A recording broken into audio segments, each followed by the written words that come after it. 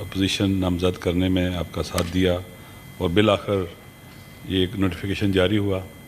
لیکن میں یہ سب کے لیے واضح کر دینا چاہتا ہوں کہ میں یہاں جب سینیٹر بنا ہوں تو مجھے عمران خان نے سینیٹر بنایا اور میں اس کا باوفا ساتھی ہوں.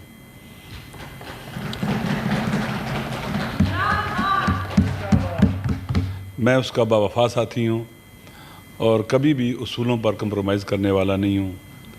جو حلف اٹھایا تھا یہاں پر آپ ہی نے پڑھا تھا اور آپ کے ساتھ ہم نے پڑھا تھا، اس کی کبھی خلاف ورزی نہیں کروں گا.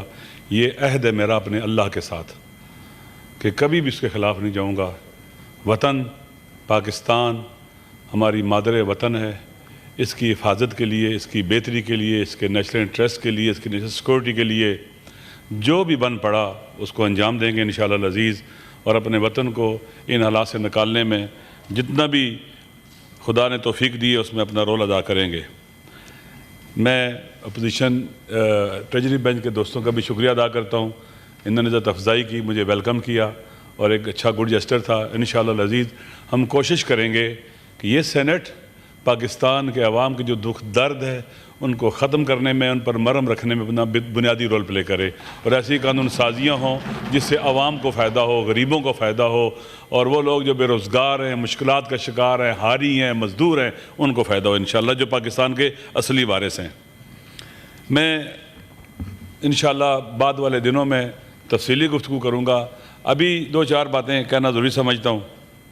دیکھیں، اللہ تعالیٰ نے انسانوں کو اس طرح سے پیدا کیا ہے کہ یہ کوئی انسان اکیلا نہیں رہ سکتا. ایک دوسرے کے ساتھ رابطے میں رہنا ہے، تعلق میں رہنا ہے. اسی بنیاد پر ایک فیملی بنتی ہے، اسی بنیاد پر ایک قوم اور قبیلہ بنتا ہے، دیہات بنتا ہے، شہر بنتا ہے، ٹاؤن بنتا ہے، صوبے بنتے ہیں، سوسائٹی اور معاشرہ بنتا ہے. ایک فیملی بھی ہو، ایک گھر بھی ہو، بغیر قانون کے نہیں چل سکتا. بالآخر وہاں ایک بڑا ہوتا ہے، اس کے پاس اختیارات ہوتے ہیں، اس کی بات اگر نہ مانی جائے، نہ سنی جائے تو پھر بڑا ہونے کا مطلب ہی ختم ہو جاتا ہے. تو دنیا کے اندر رائج ہے کہ جب ایک قوم اور افراد اکٹھے رہنا چاہتے ہیں، ایک سوسائٹی اور معاشرہ بن جاتا ہے تو کچھ قواعد و ضوابط کے تحت رہتا ہے انسان، اور وہ قواعد و ضوابط ان لوگوں کو اکٹھا رکھنے کے لیے ایک کیا اسے کہتے ہیں کہ ایک ضامن کی حیثیت رکھتے ہیں. پاکستان مختلف اقوام کا ایک ملک ہے. مختلف قومیں یہاں آباد ہیں، مختلف لسانیں آباد ہیں، مختلف لوگ آباد ہیں، مختلف ادیان آباد ہیں. 1971 میں پاکستان ٹوٹنے کے بعد یہ والا پاکستان وجود میں آیا جس کا متفقہ آئین یا قریب اتفاق آئین 73 میں بنا. آئین ایک سوشل کنٹریکٹ ہوتا ہے، ایک عمرانی معاہدہ ہوتا ہے عوام کے درمیان جو ان کی آرزوؤں کا، امنگوں کا ترجمان ہوتا ہے، ان کے افکار اور نظریات کا ترجمان ہوتا ہے. اور جب آئین بن جاتا ہے تو اس کی روشنی میں آپ کو سارا آپ جانتے ہیں، مجھ سے بہتر جانتے ہیں، قوانین بنتے ہیں. پارلیمنٹ قوانین بناتی ہے، سینٹ ہے، قومی اسمبلی ہے، اور قوانین کے تحت ہی ادارے بنتے ہیں اور الیکشن ہوتا ہے. مختلف ادارے ڈیولپ ہوتے ہیں، عدلیہ بنتی ہے، سارے ادارے بنتے ہیں، ریاست کے ستون وجود میں آتے ہیں. اور ہمارے آئین نے باقاعدہ یہ طے کیا ہوا ہے کہ یہ جو 3 عام ستون ہیں یہ مستقل ہوں گے، کوئی ایک دوسرے کے دائرہ کار میں مداخلت نہیں کرے گا. آئین بہت مقدس کتاب ہے جو 25-26 کروڑ عوام کی آرزوؤں اور امنگوں کا ترجمان ہے، اور آئین کی روشنی میں جو قوانین بنتے ہیں یہ بہت مقدس ہے. میں نے پہلے بھی ایک دفعہ کہا تھا، ہمارے استاد ہیں وہ ایک دفعہ کہہ رہے تھے، بہت بڑے فیلسوف تھے، اور برٹرینڈ رسل بھی ان کے ساتھ خط و کتابت میں رہا تھا، بہت ایج انہوں نے کی ہے. وہ کہہ رہے تھے کہ اگر کوئی ڈرائیونگ کرتے ہوئے ٹریفک کی ریڈ لائٹ کراس کرے تو اس کو روکو، چیک کرو اندھا ہے، اس کا دماغ خراب تو نہیں ہے، اس نے قانون کو اتنا گھٹیا کیوں سمجھا ہے، اسے اپنے پاؤں تلے کیوں روندا ہے، کس وجہ سے روندا ہے، آخر ہوا کیا ہے اس کو. جس ملک کے اندر، جس معاشرے کے اندر قانون اپنی حرمت اور تقدس کھو بیٹھتا ہے وہ جنگل بن جاتا ہے. آپ خود سوچئے کہ اگر ٹریفک کے قوانین کی خلاف ورزی شروع ہو جائے تو کیا ٹریفک چل سکتی ہے اس دور کے اندر؟ کوئی بھی قانون ایسے ہی ہو، اس کا اثر ایسے ہی ہوتا ہے. تو اس وقت پاکستان مختلف مشکلات کا شکار ہے، ان میں سے ایک مشکل کیا ہے، وہ اللہ قانونیت ہے۔ دیکھیں حکومت کیوں ہے، اس کی ایک وجہ یہ ہے کہ معاشرے میں عدل و انصاف قائم ہو۔ حکمرانوں کی ذمہ داری ہے کہ عدل و انصاف قائم کریں، یہ ڈیوٹی ہے ان کی۔ عدل و انصاف کے نتیجے میں ان کی جان کی حفاظت ہوگی، ان کی مال کی حفاظت ہوگی، ان کی ناموس کی حفاظت ہوگی، لوگوں کو ان کے حقوق ملیں گے۔ بغیر عدل کے کوئی معاشرہ رشد نہیں کر سکتا۔ نا انصافی جھگڑے اور لڑائیاں، قتل و غارت گری لے کے آتی ہے، تباہی و بربادی لے کے آتی ہے نا انصافی۔ جو میں نے قرآن کی آیت پڑھی ہے، خالق کائنات نے ارشاد فرمایا ہے کہ میں نے سارے نبی اس لیے بھیجے، آسمان سے کتابیں اس لیے نازل کیں، ان کے ساتھ میزان اور واضح نشانیاں اس لیے بھیجیں، لِيَقُومَ النَّاسُ بِالْقِسْطِ، یعنی انبیاء کی بعثت کا ایک ہدف کیا تھا، انسانی معاشرہ عدل پر استوار ہو، معاشرے کی اساس اور بنیاد عدل ہو۔ اس لیے انبیاء کو خداوند متعال نے بھیجا ہے۔ حکومت بھی اسی لیے ہے کہ انسانی معاشرے کو عدل کی بنیاد پر استوار کرنے میں رول پلے کرے، البتہ افراد کا بھی، لوگوں کا بھی نقش اور رول ہے۔ لیکن ہم دیکھتے ہیں اس وقت پاکستان کے اندر عدل و انصاف انکا ہے۔ ہمارے اداروں کا استقلال، جو 3 مستقل ادارے تھے، ستون تھے ریاست کے، ان کا استقلال ختم ہو چکا ہوا ہے۔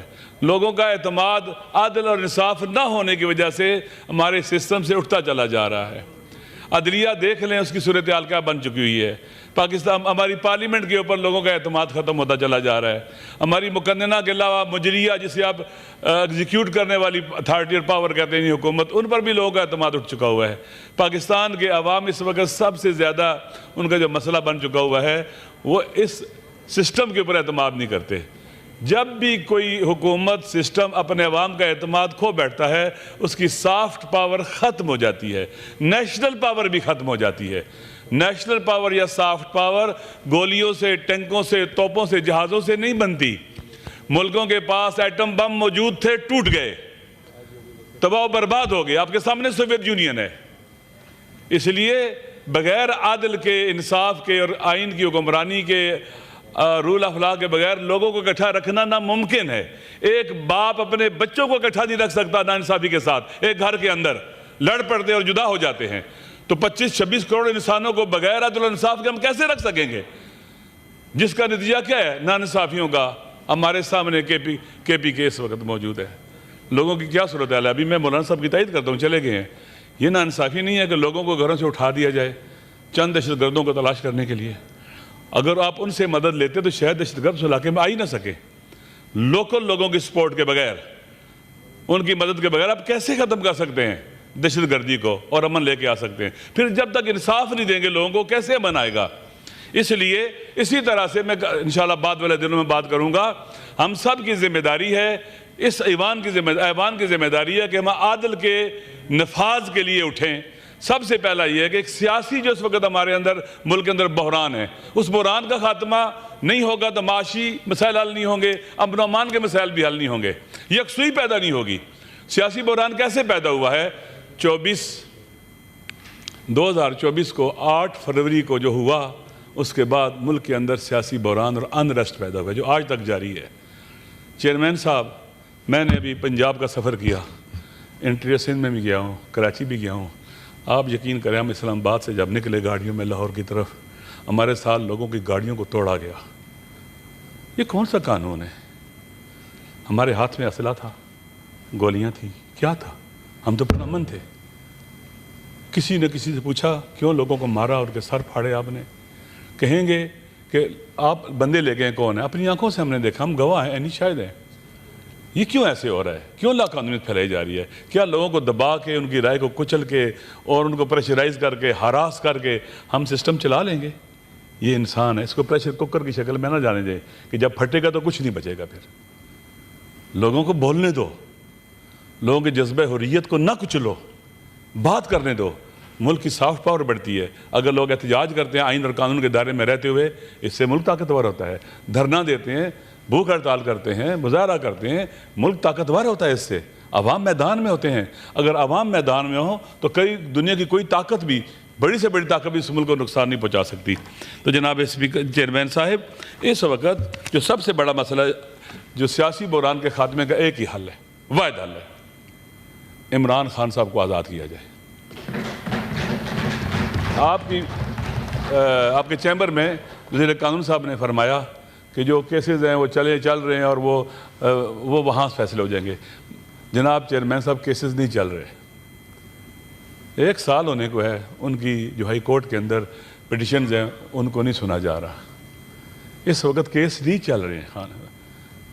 اگر ہم اسی طرح سے کسی کو دبا کے رکھیں گے جس کے ساتھ عوام کی 90% اکثریت ہے، جو دنیا کے اندر پاکستان کا وقار تھا، پاکستان کے لیے ایک سافٹ امیج تھا دنیا کے اندر، پاکستان کی شناخت تھا، وہ اختلافات ہو سکتے ہیں، آپ کو، ہم سب کو ہو سکتے ہیں ایک دوسرے کے ساتھ، لیکن حقیقتوں کا انکار ہم نہیں کر سکتے۔ جناب چیئرمین صاحب، وہ پاکستان کے عوام کی اکثریت قاطع اس کے ساتھ ہے۔ آپ ایک پاپولر پولیٹیکل لیڈر کو جیل میں رکھ کر ملک کو آگے نہیں لے جا سکتے۔ ہم نے پہلے غلط قدم اٹھائے ہیں، کیے ہیں، یہاں ہوئے ہیں۔ ذوالفقار علی بھٹو صاحب پاکستان کے پاپولر پولیٹیکل لیڈر تھے، ان کو جوڈیشل قتل ہوا، بعد میں کورٹ نے کہہ دیا، ہم سپریم کورٹ گئے، کورٹ نے کہہ دیا ظلم ہوا جاتی، لیکن کہاں سے واپس لائیں گے اس کو جو ایک جان تھی جس کو آپ نے چھین لیا عوام سے۔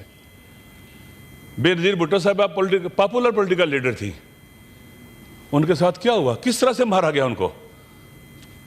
ان سے ان کی جان چھین لی گئی، زندہ رہنے کا حق چھین لیا گیا۔ اور آج ایک تیسرا پاپولر پولیٹیکل لیڈر ہے۔